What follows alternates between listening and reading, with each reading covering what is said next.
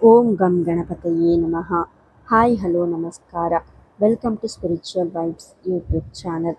ಜ್ಯೋತಿಷ್ಯ ಶಾಸ್ತ್ರದ ಪ್ರಕಾರ ಗ್ರಹಗಳ ಸಂಚಾರವು ನಮ್ಮ ಜೀವನದ ಮೇಲೆ ಗಾಢವಾದ ಪ್ರಭಾವ ಬೀರುತ್ತದೆ. ಇದೇ ಏಪ್ರಿಲ್ 18ರಂದು ಆಕಾಶಮಂಡಲದಲ್ಲಿ ಒಂದು ಅದ್ಭುತ ವಿದ್ಯಮಾನ ನಡೆಯಲಿದೆ. ಶುಭ ಗ್ರಹಗಳಾದ ಶುಕ್ರ ಮತ್ತು ಚಂದ್ರರ ಮಿಲನದಿಂದ ಅತ್ಯಂತ ಶಕ್ತಿಯುತವಾದ ವೈಭವಲಕ್ಷ್ಮಿ ರಾಜಯೋಗ ನಿರ್ಮಾಣವಾಗುತ್ತಿದೆ. ಈ ಯೋಗವು ಯಾವ ರಾಶಿಯವರ ಹಣೆಬರಹವನ್ನೇ ಬದಲಿಸಲಿದೆ? ಯಾರಿಗೆ ಆಕಸ್ಮಿಕ ಧನಲಾಭವಾಗಲಿದೆ? ಈ ರಾಜಯೋಗದ ಸಂಪೂರ್ಣ ಮಾಹಿತಿಯನ್ನು ಇಂದಿನ ವಿಡಿಯೋದಲ್ಲಿ ತಿಳಿಯೋಣ. ನೀವಿನ್ನು ನಮ್ಮ ಚಾನಲ್ ಸಬ್ಸ್ಕ್ರೈಬ್ ಮಾಡಿಲ್ಲ ಅಂದರೆ ಈಗಲೇ ಮಾಡಿ. ವೀಕ್ಷಕರೇ, ಜ್ಯೋತಿಷ್ಯ ಶಾಸ್ತ್ರದಲ್ಲಿ ನೂರಾರು ಯೋಗಗಳಿವೆ. ಆದರೆ ಈ ವೈಭವಲಕ್ಷ್ಮಿ ರಾಜಯೋಗ ಅತಿ ವಿಶಿಷ್ಟವಾದುದು. ಏಕೆ ಗೊತ್ತಾ? ಇಲ್ಲಿ ಜಾತಕದ ಎರಡು ಅತ್ಯಂತ ಮೃದು ಮತ್ತು ಶುಭ ಗ್ರಹಗಳು ಒಂದಾಗುತ್ತಿವೆ. ಒಂದು, ಗ್ರಹಗಳ ಗುಣಲಕ್ಷಣ. ಮೊದಲಿಗೆ ನಾವು ಶುಕ್ರ ಗ್ರಹದ ಬಗ್ಗೆ ತಿಳಿಯಬೇಕು. ಶುಕ್ರನನ್ನು ದೈತ್ಯ ಗುರು ಎನ್ನಲಾಗುತ್ತದೆ. ಇದು ಜೀವನದ ಸಕಲ ಭೋಗ ಭಾಗ್ಯಗಳ ಅಧಿಪತಿ. ಉತ್ತಮ ಮನೆ, ಐಷಾರಾಮಿ ಕಾರು, ಸುಂದರ ಜೀವನ, ಸಂಗಾತಿ ಮತ್ತು ಸಮಾಜದಲ್ಲಿ ಸಿಗುವ ಆಕರ್ಷಣೆ ಇವೆಲ್ಲವೂ ಶುಕ್ರನ ಕೃಪೆಯಿಂದಲೇ ಸಾಧ್ಯ. ಇನ್ನು ಚಂದ್ರ ನವಗ್ರಹಗಳಲ್ಲಿ ತಾಯಿ ಸಮಾನವಾದ ಗ್ರಹ. ಚಂದ್ರ ಎಂದರೆ ನಮ್ಮ ಭಾವನೆಗಳು, ನಮ್ಮ ಆಲೋಚನೆ ಮತ್ತು ಮಾನಸಿಕ ನೆಮ್ಮದಿ. ಎಷ್ಟೇ ಹಣವಿದ್ದರೂ ಮನಸ್ಸಿಗೆ ಶಾಂತಿ ಇಲ್ಲದಿದ್ದರೆ ಜೀವನ ಶೂನ್ಯ. ಈ ಚಂದ್ರ ಮತ್ತು ಶುಕ್ರ ಸೇರಿದಾಗ ಅದು ಸೌಂದರ್ಯ ಮತ್ತು ಸಂಪತ್ತಿನ ಅದ್ಭುತ ಸಂಗಮವಾಗುತ್ತದೆ. 2, ರಾಶಿ ಬದಲಾವಣೆಯ ಕಾಲಘಟ್ಟ. ಇಲ್ಲಿ ಗಮನಿಸಿ, ಈಗಾಗಲೇ ಮಾರ್ಚ್ 26ರಂದು ಶುಕ್ರನು ಮಂಗಳನ ಮನೆಯಾದ ಮೇಷರಾಶಿಯನ್ನು ಪ್ರವೇಶಿಸಿದ್ದಾನೆ. ಮೇಷವು ಅಗ್ನಿತತ್ವದ ರಾಶಿ ಮತ್ತು ಸಾಹಸದ ಸಂಕೇತ.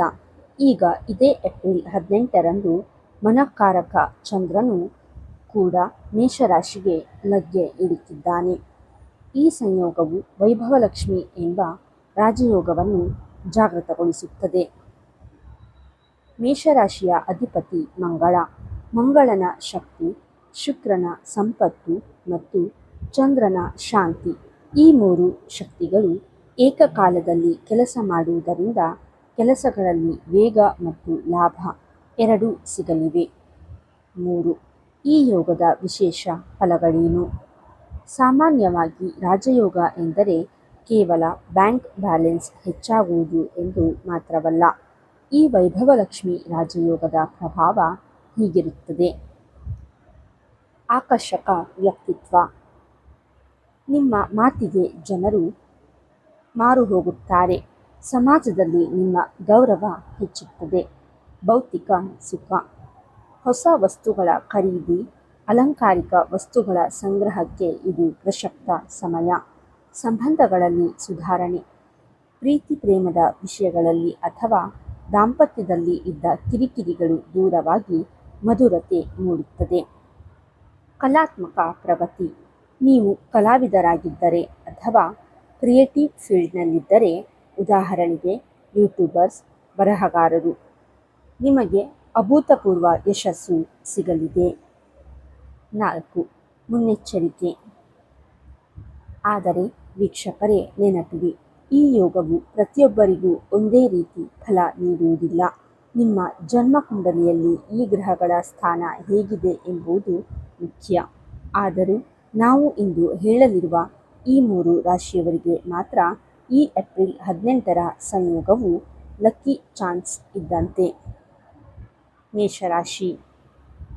ವೀಕ್ಷಕರೇ, ಈಗ ಈ ವೈಭವಲಕ್ಷ್ಮಿ ರಾಜಯೋಗದ ಮೊದಲನೇ ಮತ್ತು ಪ್ರಮುಖ ಲಾಭ ಪಡೆಯುತ್ತಿರುವ ರಾಶಿ ಎಂದರೆ ಅದು ಮೇಷರಾಶಿ. ಏಕೆ ಈ ರಾಶಿಗೆ ಅಷ್ಟೊಂದು ಮಹತ್ವ ಅಂದುಕೊಂಡಿದ್ದೀರಾ?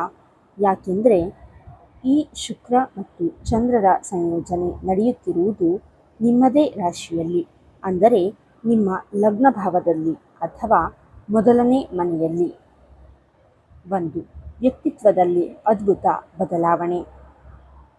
ಮೊದಲನೆಯ ಮನೆಯಲ್ಲಿ ಶುಕ್ರ ಮತ್ತು ಚಂದ್ರರು ಒಂದಾದಾಗ ಅದು ನಿಮ್ಮ ವ್ಯಕ್ತಿತ್ವಕ್ಕೆ ಹೊಸ ಮೆರುಗು ನೀಡುತ್ತದೆ. ಆಕರ್ಷಣೆ. ನಿಮ್ಮ ಮುಖದಲ್ಲಿ ಒಂದು ಹೊಸ ಕಳೆ ಅಥವಾ ತೇಜಸ್ಸು ಕಾಣಿಸಿಕೊಳ್ಳುತ್ತದೆ. ನಿರ್ಧಾರಗಳು. ಈ ಮೊದಲು ಗೊಂದಲದಲ್ಲಿದ್ದ ನೀವು ಈಗ ಬಹಳ ಸ್ಪಷ್ಟವಾಗಿ ನಿರ್ಧಾರಗಳನ್ನು ತೆಗೆದುಕೊಳ್ಳುತ್ತೀರಿ. ಸಂವಹನ. ನಿಮ್ಮ ಮಾತುಗಳಲ್ಲಿ ಒಂದು ರೀತಿಯ ಸಂಯಮ ಮತ್ತು ಮಾಧುರ್ಯ ಬರುತ್ತದೆ. ಇದರಿಂದ ಶತ್ರುಗಳು ಕೂಡ ನಿಮ್ಮ ಮಿತ್ರರಾಗುವ ಸಾಧ್ಯತೆ ಇದೆ. 2. ಆತ್ಮವಿಶ್ವಾಸದ ವೃದ್ಧಿ. ಮೇಷರಾಶಿಯ ಅಧಿಪತಿ ಮಂಗಳ. ಮಂಗಳನ ಶೌರ್ಯದ ಜೊತೆಗೆ ಚಂದ್ರನ ಶಾಂತಿ ಬೆರೆತಾಗ ನಿಮ್ಮ ಆತ್ಮವಿಶ್ವಾಸ ದುಪ್ಪಟ್ಟಾಗುತ್ತದೆ. ಹಳೆ ಕೆಲಸಗಳು. ಎಷ್ಟೋ ದಿನಗಳಿಂದ ತಡೆಹಿಡಿಯಲ್ಪಟ್ಟಿದ್ದ ಕೆಲಸಗಳು, ಕೋರ್ಟ್ ಕಚೇರಿ ವಿಚಾರಗಳು ಅಥವಾ ಸರ್ಕಾರಿ ಕೆಲಸಗಳು ಈಗ ವೇಗ ಪಡೆಯಲಿವೆ. ಸವಾಲುಗಳು. ಕಷ್ಟದ ಕೆಲಸಗಳನ್ನು ನೋಡಿದಾಗ ಹಿಂದೆ ಸರಿಯುವ ಬದಲು ಅದನ್ನು ಎದುರಿಸಿ ಜಯಿಸುವ ಹಠ ನಿಮ್ಮಲ್ಲಿ ಮೂಡುತ್ತದೆ. ಇದು ನಿಮ್ಮ ವೃತ್ತಿಜೀವನಕ್ಕೆ ದೊಡ್ಡ ಪ್ಲಸ್ ಪಾಯಿಂಟ್ ಆಗಲಿದೆ. 3. ಆರ್ಥಿಕ ಸುಧಾರಣೆ ಮತ್ತು ಸಾಲ ವಿಮೋಚನೆ. ವೈಭವಲಕ್ಷ್ಮಿ ಯೋಗದ ಮುಖ್ಯ ಉದ್ದೇಶವೇ ಆರ್ಥಿಕ ಸಮೃದ್ಧಿ. ಹಣದ ಹರಿವು. ನಿಮ್ಮ ಆದಾಯದ ಮೂಲಗಳು ಹೆಚ್ಚಾಗಲಿವೆ. ಕೇವಲ ಸಂಬಳ ಮಾತ್ರವಲ್ಲದೆ ಪಾರ್ಟ್ ಟೈಮ್ ಕೆಲಸ ಅಥವಾ ಹೂಡಿಕೆಗಳಿಂದ ಲಾಭ ಬರುವ ಸಾಧ್ಯತೆ ಇದೆ. ಸಾಲದ ಸುಳಿ. ಯಾರು ಹಳೆಯ ಸಾಲಗಳಿಂದ ನಲುಗುತ್ತಿದ್ದಾರೋ ಅವರಿಗೆ ಹಣ ಮರುಪಾವತಿ ಮಾಡಲು ಹೊಸ ದಾರಿಗಳು ಗೋಚರಿಸುತ್ತವೆ. ಪಿತ್ರಾರ್ಜಿತ ಆಸ್ತಿಯಿಂದ ಬರಬೇಕಾದ ಪಾಲು ನಿಮ್ಮ ಕೈ ಸೇರಬಹುದು. 4. ಉದ್ಯೋಗ ಮತ್ತು ವ್ಯಾಪಾರದಲ್ಲಿ ಪ್ರಗತಿ. ಬಡ್ತಿ. ನೀವು ಉದ್ಯೋಗದಲ್ಲಿದ್ದರೆ ಮೇಲಾಧಿಕಾರಿಗಳು ನಿಮ್ಮ ಕೆಲಸವನ್ನು ಗುರುತಿಸುತ್ತಾರೆ. ನಿಮಗೆ ಹೊಸ ಜವಾಬ್ದಾರಿಯ ಜೊತೆಗೆ ಅಧಿಕಾರವೂ ಸಿಗಲಿದೆ. ವ್ಯಾಪಾರ. ಸ್ವಂತ ಉದ್ಯೋಗ ಮಾಡುವವರಿಗೆ ಹೊಸ ಕಸ್ಟಮರ್ಗಳು ಸಿಗುತ್ತಾರೆ. ಮಾರ್ಕೆಟಿಂಗ್ ಮತ್ತು ಸೇಲ್ಸ್ ಕ್ಷೇತ್ರದಲ್ಲಿ ಇರುವವರಿಗೆ ಇದು ಗೋಲ್ಡನ್ ಪೀರಿಯಡ್ ಎನ್ನಬಹುದು. ಸಲಹೆ. ನಿಮ್ಮ ಮಾತು ಇತರರ ಮೇಲೆ ಪ್ರಭಾವ ಬೀರುವುದರಿಂದ ಮೀಟಿಂಗ್ಗಳಲ್ಲಿ ಅಥವಾ ಡೀಲ್ಗಳಲ್ಲಿ ನಿಮ್ಮ ಮೇಲುಗೈ ಇರುತ್ತದೆ. ವಿಶೇಷ ಸೂಚನೆ. ಮೇಷರಾಶಿಯವರು ಈ ಸಮಯದಲ್ಲಿ ಕೋಪವನ್ನು ಸ್ವಲ್ಪ ನಿಯಂತ್ರಣದಲ್ಲಿಟ್ಟುಕೊಂಡರೆ ಈ ರಾಜಯೋಗದ ಪೂರ್ಣ ಫಲವನ್ನು ಸುಲಭವಾಗಿ ಅನುಭವಿಸಬಹುದು. ಸಿಂಹರಾಶಿ. ಅದೃಷ್ಟದ ಸುವರ್ಣ ಕಾಲ. ವೀಕ್ಷಕರೇ, ನಮ್ಮ ಇಂದಿನ ಪಟ್ಟಿಯಲ್ಲಿರುವ ಎರಡನೇ ಅದೃಷ್ಟವಂತ ರಾಶಿ ಎಂದರೆ ಅದು ರಾಜಸ ಗುಣದ ಸಿಂಹರಾಶಿ. ಈ ವೈಭವಲಕ್ಷ್ಮಿ ರಾಜಯೋಗವು ಸಿಂಹರಾಶಿಯವರ ಪಾಲಿಗೆ ನಿಜಕ್ಕೂ ಒಂದು ವರದಾನ ಎನ್ನಬಹುದು. ಅದಕ್ಕೆ ಕಾರಣ ಈ ಶುಭ ಸಂಯೋಗವು ನಿಮ್ಮ ಜಾತಕದ 9ನೇ ಮನೆಯಲ್ಲಿ ಅಂದರೆ ಭಾಗ್ಯಸ್ಥಾನದಲ್ಲಿ ಸಂಭವಿಸುತ್ತಿದೆ. 1. ಭಾಗ್ಯೋದಯ ಮತ್ತು ಅದೃಷ್ಟದ ಹಸ್ತ. 9ನೇ ಮನೆ ಎಂದರೆ ಅದು ಪುಣ್ಯ ಮತ್ತು ಅದೃಷ್ಟದ ಮನೆ. ಇಲ್ಲಿ ಶುಕ್ರ ಮತ್ತು ಚಂದ್ರರ ಮಿಲನವಾದಾಗ ಹಣೆಬರಹವೇ ಬದಲಾಗುವ ಸಮಯ ಹತ್ತಿರ ಬಂದಿದೆ ಎಂದರ್ಥ. ಅದೃಷ್ಟದ ಬೆಂಬಲ. ಇದುವರೆಗೆ ಹತ್ತಿರ ಬಂದು ಕೈತಪ್ಪಿ ಹೋಗುತ್ತಿದ್ದ ಅವಕಾಶಗಳು ಈಗ ನಿಮ್ಮನ್ನು ಹುಡುಕಿಕೊಂಡು ಬರಲಿವೆ. ಕಠಿಣ ಪರಿಶ್ರಮಕ್ಕೆ ಫಲ. ನೀವು ಈ ಹಿಂದೆ ಮಾಡಿದ ಕಠಿಣ ಕೆಲಸಗಳಿಗೆ ಈಗ ಪ್ರತಿಫಲ ಸಿಗುವ ಸಮಯ. ದೇವರ ಅನುಗ್ರಹ ಮತ್ತು ಹಿರಿಯರ ಆಶೀರ್ವಾದ ನಿಮ್ಮ ಮೇಲೆ ಸಂಪೂರ್ಣವಾಗಿ ಇರುತ್ತದೆ. 2. ಸರ್ಕಾರಿ ಕ್ಷೇತ್ರ ಮತ್ತು ಉದ್ಯೋಗ. ಸಿಂಹರಾಶಿಯವರಿಗೆ ಅಧಿಕಾರ ಎಂದರೆ ಬಹಳ ಇಷ್ಟ. ಈ ರಾಜಯೋಗದ ಪ್ರಭಾವದಿಂದ ಸರ್ಕಾರಿ ಕೆಲಸ, ಯಾರು ಸರ್ಕಾರಿ ಕೆಲಸಕ್ಕಾಗಿ ಪ್ರಯತ್ನಿಸುತ್ತಿದ್ದೀರೋ ಅಥವಾ ಪ್ರಮೋಷನ್ ನಿರೀಕ್ಷೆಯಲ್ಲಿದ್ದೀರೋ ಅವರಿಗೆ ಈ ಏಪ್ರಿಲ್ 18ರ ನಂತರ ಶುಭವಾರ್ತೆ ಕಾದಿದೆ. ರಾಜಕೀಯ ಕ್ಷೇತ್ರ. ರಾಜಕೀಯದಲ್ಲಿ ಇರುವವರಿಗೆ ಉನ್ನತ ಪದವಿ ಅಥವಾ ಹೊಸ ಜವಾಬ್ದಾರಿಗಳು ಸಿಗಲಿವೆ. ನಿಮ್ಮ ಮಾತಿಗೆ ಜನ ಮನ್ನಣೆ ನೀಡುತ್ತಾರೆ. 3. ಗೌರವ, ಖ್ಯಾತಿ ಮತ್ತು ವಿದೇಶ ಯೋಗ. ಸಿಂಹರಾಶಿಯವರ ಖ್ಯಾತಿ ಈ ಅವಧಿಯಲ್ಲಿ 10 ದಿಕ್ಕುಗಳಿಗೂ ಪಸರಿಸಲಿದೆ. ಸಾಮಾಜಿಕ ಗೌರವ. ಸಮಾಜದಲ್ಲಿ ನಿಮ್ಮ ಪ್ರತಿಷ್ಠೆ ಹೆಚ್ಚಾಗುತ್ತದೆ. ನಿಮ್ಮನ್ನು ಕಡೆಗಣಿಸಿದವರು ಈಗ ನಿಮ್ಮ ಸಲಹೆ ಕೇಳಲು ಬರುತ್ತಾರೆ. ವಿದೇಶ ಪ್ರಯಾಣ. ಉದ್ಯೋಗದ ನಿಮಿತ್ತ ಅಥವಾ ಉನ್ನತ ಶಿಕ್ಷಣಕ್ಕಾಗಿ ವಿದೇಶಕ್ಕೆ ಹೋಗುವ ಹಂಬಲ ಇರುವವರಿಗೆ ವೀಸಾ ಸಮಸ್ಯೆಗಳು ಬಗೆಹರಿದು ವಿದೇಶ ಪ್ರಯಾಣದ ಯೋಗ ಲಭಿಸಲಿದೆ. ದೂರದ ಊರುಗಳಿಂದ ಲಾಭದಾಯಕ ಸುದ್ದಿಗಳು ಬರಲಿವೆ. 4. ವಿದ್ಯಾರ್ಥಿಗಳು ಮತ್ತು ಸ್ಪರ್ಧಾತ್ಮಕ ಪರೀಕ್ಷೆ. ಯಶಸ್ಸಿನ ಹಾದಿ. ವಿದ್ಯಾರ್ಥಿಗಳಿಗೆ ಈ ಸಮಯ ಅತ್ಯಂತ ಪೂರಕವಾಗಿದೆ. ವಿಶೇಷವಾಗಿ ಕೆಎಎಸ್, ಬ್ಯಾಂಕಿಂಗ್ ಅಥವಾ ಯಾವುದೇ ಕಠಿಣ ಸ್ಪರ್ಧಾತ್ಮಕ ಪರೀಕ್ಷೆ ಎದುರಿಸುತ್ತಿರುವವರಿಗೆ ಚಂದ್ರನ ಶಾಂತಚಿತ್ತ ಮತ್ತು ಶುಕ್ರನ ಬುದ್ಧಿವಂತಿಕೆ ಯಶಸ್ಸನ್ನು ತಂದುಕೊಡಲಿದೆ. ಹಣಕಾಸಿನ ಹರಿವು. ನಿಮ್ಮ ಮನೆಯ ಆರ್ಥಿಕ ಸ್ಥಿತಿಯಲ್ಲಿ ಗಣನೀಯ ಸುಧಾರಣೆ ಕಾಣಲಿದ್ದೀರಿ. ತಂದೆಯ ಕಡೆಯಿಂದ ಅಥವಾ ಪೂರ್ವಜರ ಆಸ್ತಿಯಿಂದ ನಿಮಗೆ ಆರ್ಥಿಕ ಲಾಭವಾಗುವ ಲಕ್ಷಣಗಳಿವೆ. ವಿಶೇಷ ಸೂಚನೆ. ಸಿಂಹರಾಶಿಯವರು ಈ ಸಮಯದಲ್ಲಿ ಸೂರ್ಯದೇವನಿಗೆ ಅರ್ಘ್ಯ ನೀಡುವುದರಿಂದ ಮತ್ತು ಆದಿತ್ಯ ಹೃದಯ ಸ್ತೋತ್ರ ಪಠಿಸುವುದರಿಂದ ಈ ರಾಜಯೋಗದ ಶಕ್ತಿ ಇನ್ನೂ ಹೆಚ್ಚಾಗುತ್ತದೆ. ಕಟಕ ರಾಶಿ. ವೃತ್ತಿ ಮತ್ತು ವ್ಯಾಪಾರದ ಉತ್ತುಂಗ. ವೀಕ್ಷಕರೇ, ನಮ್ಮ ಇಂದಿನ ಪಟ್ಟಿಯಲ್ಲಿರುವ ಕೊನೆಯ ಮತ್ತು ಅತ್ಯಂತ ಪ್ರಮುಖ ರಾಶಿ ಎಂದರೆ ಅದು ಕಟಕ ರಾಶಿ. ಚಂದ್ರನು ನಿಮ್ಮ ರಾಶಿಯ ಅಧಿಪತಿಯಾಗಿರುವುದರಿಂದ ಈ ಏಪ್ರಿಲ್ 18ರ ಚಂದ್ರ ಶುಕ್ರರ ಸಂಯೋಗವು ನಿಮಗೆ ಬಹಳ ವಿಶೇಷವಾದ ಫಲಗಳನ್ನು ನೀಡಲಿದೆ. ಈ ರಾಜಯೋಗವು ನಿಮ್ಮ ಜಾತಕದ 10ನೇ ಮನೆಯಲ್ಲಿ ಅಂದರೆ ಕರ್ಮಸ್ಥಾನ ಅಥವಾ ಉದ್ಯೋಗದ ಮನೆಯಲ್ಲಿ ನಿರ್ಮಾಣವಾಗುತ್ತಿದೆ. 1. ವೃತ್ತಿಜೀವನದಲ್ಲಿ ಹೊಸ ಮೈಲಿಗಲ್ಲು. 10ನೇ ಮನೆಯಲ್ಲಿ ವೈಭವಲಕ್ಷ್ಮಿ ರಾಜಯೋಗ ಸೃಷ್ಟಿಯಾಗುವುದು ಎಂದರೆ ನಿಮ್ಮ ವೃತ್ತಿಜೀವನದಲ್ಲಿ ಸುವರ್ಣಕಾಲ ಆರಂಭವಾಗಿದೆ ಎಂದೇ ಅರ್ಥ. ವ್ಯಾಪಾರಸ್ಥರಿಗೆ ಲಕ್. ನೀವು ಯಾವುದೇ ಸಣ್ಣ ಅಥವಾ ದೊಡ್ಡ ವ್ಯಾಪಾರ ಮಾಡುತ್ತಿರಲಿ, ಲಾಭದ ಪ್ರಮಾಣ ಈ ಅವಧಿಯಲ್ಲಿ ದುಪ್ಪಟ್ಟಾಗಲಿದೆ. ಹೂಡಿಕೆ ಮಾಡಿದ ಹಣವು ಲಾಭದ ರೂಪದಲ್ಲಿ ವಾಪಸ್ ಬರಲಿದೆ. ಹೊಸ ಉದ್ಯಮ. ಹೊಸದಾಗಿ ಏನಾದರೂ ಉದ್ಯೋಗ ಅಥವಾ ಬಿಸ್ನೆಸ್ ಆರಂಭಿಸಬೇಕು ಎಂದು ಯೋಚಿಸುತ್ತಿದ್ದರೆ ಏಪ್ರಿಲ್ 18ರ ನಂತರ ನೀವು ಧೈರ್ಯವಾಗಿ ಹೆಜ್ಜೆ ಇಡಬಹುದು. 2. ಸೌಕರ್ಯಗಳು ಮತ್ತು ಆಸ್ತಿ ಖರೀದಿ.